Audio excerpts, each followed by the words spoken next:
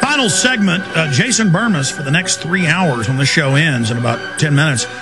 He's going to be in studio here for 3 hours, and I'm going to be in the last 30 minutes or so with him. I never got into our Joker contest, the huge success of putting up these Obama posters everywhere. It's made Fox News, Associated Press. They're putting them up in Tokyo, Japan, Los Angeles, California. It's crazy, but Jason Burmis has got Webster Griffin Tarpley, the economist, on with him about the socialist government takeover of healthcare and the eugenicist Holdren. We're still on that coming up when this show ends. If your local station doesn't carry the show, it should, the Jason Burmis Info Warrior program, but you can all listen at Infowars.com or PrisonPlanet.com. Okay, we got about 10 minutes left here in the show with Dr. Ian Plimer. Doctor, you talked about Hitler, the environmentalist, Hitler who had to clean the earth of the scourge of humanity. And we see all these other scientists and people and Ted Turner and Prince Philip. If you go to an elite cocktail party, you know, with even elite academia, they walk up and say, what do you think about the people bomb? I mean, when I was going to college, that was happening. Even the wannabe elites are into this. This really is their control freak religion. Can you elaborate more about what you discovered, what you cover in your book, about their mindset? And then finally, we're beginning to gain ground, it appears to me, against them, and they are starting to throw fits and get more and more aggressive. How do you see them trying to shut us up, and how do you see this battle playing out? Well, it was interesting. Your opening piece of music there was from Wagner. Richard Wagner was Hitler's great hero. And Wagner was involved in the 1848 revolution in Europe. He was actually banned. He was actually involved in a revolution against government. And that led to massive immigration of the intellectuals from Europe to countries like the United States, to Australia. Europe lost its great people due to that revolution that Wagner was in. And yet Hitler used Wagner, who had totally different ideas, as his hero. And the interesting thing was that Hitler was also a vegetarian.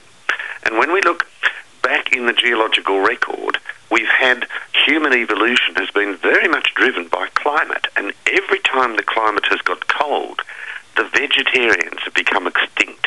So there is a God in heaven after all.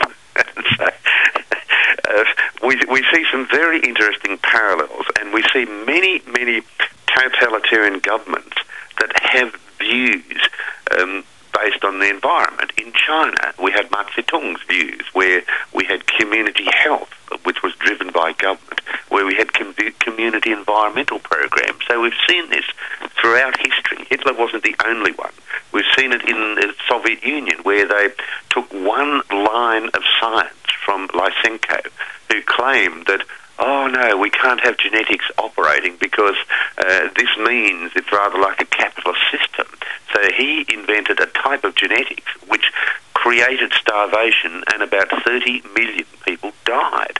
And I was in the Soviet Union in 1977. I drove across from the northern part of the Soviet Union into Finland. Exactly the same climate, exactly the same soils, but the wheat was about 3 times higher in Finland. So we've seen this many, many times before, people trying to put a political spin on the way in which we think, the way in which we eat, and the way in which we travel. So I think we are gaining considerable ground, and as I predicted in the last chapter in Heaven and Earth, that as soon as we start to bring up argument for which there's no answer, people attack us. So I've had merciless attacking by newspapers, by the BBC, by the Australian Broadcasting Corporation. They keep attacking me, but they don't argue the science. And as for going to elite cocktail parties, I have much better things to do with my time.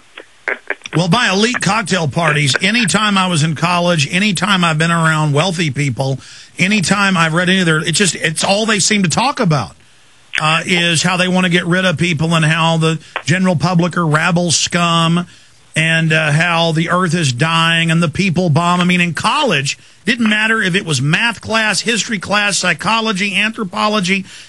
Every professor I had, except for an art class I took, came in during the school and said, there's too many people, we've got to have one-child policies. And well, yes, very much so. And I mean, this is why I'm spending a weekend here in a mining town. This is a mining town in the middle of the desert. These are real people. They can think, they're not stupid, and they're getting treated by the government as being stupid. They're getting treated by academics and scientists as being stupid.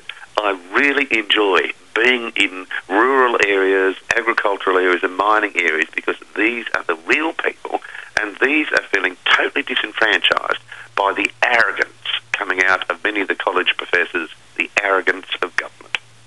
Doctor, going back to Mao Zedong, in fact, his Cultural Revolution, Great Leap Forward, it was eugenics-based. And then in the mid-'70s, the United States and the UN and England funded China to set up the one-child policy. And if people have noticed, China's now embracing the selective carbon taxes, and people are shocked by that.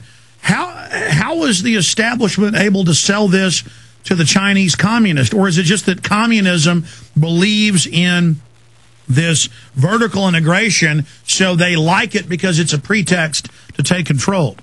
Well, in China for thousands of years, it's been a centrally controlled empire. We can't use the word government in China in the one sentence. And that control is on everything. What you plant where, how many children you have, and the way you think.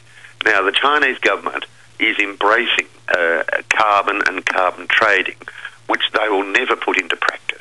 And the reason for that is that the great beneficiary of all of the carbon cap-and-trade, carbon trading, the great beneficiary is going to be China. We are basically going to be shifting huge amounts of money from the Western world into China. That's why they're saying they embrace it. And we are doing so many stupid things that the Chinese must be laughing. For example, we've had Earth Hour. For an hour on this planet, 1 billion people turned off their lights. But the power stations had to keep ticking over.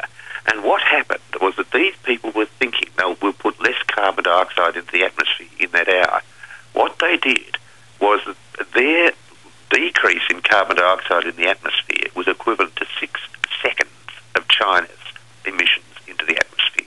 So we're seeing these religious exercises in futility. We are giving all the power, all the trade, all the wealth to China. Well, Doctor, you just said it. They know it's a ritual to use the paper bag. They know, or the cloth bag. They know it's a ritual to have you submit to them. Just like it's a ritual to take your shoes off and be searched at the airport to be trained to be a slave. Enron got caught turning the power off a few hours a day in California. Their internal documents came out saying if we turn the power off, they'll accept a tripling in power cost. We're creating artificial scarcity.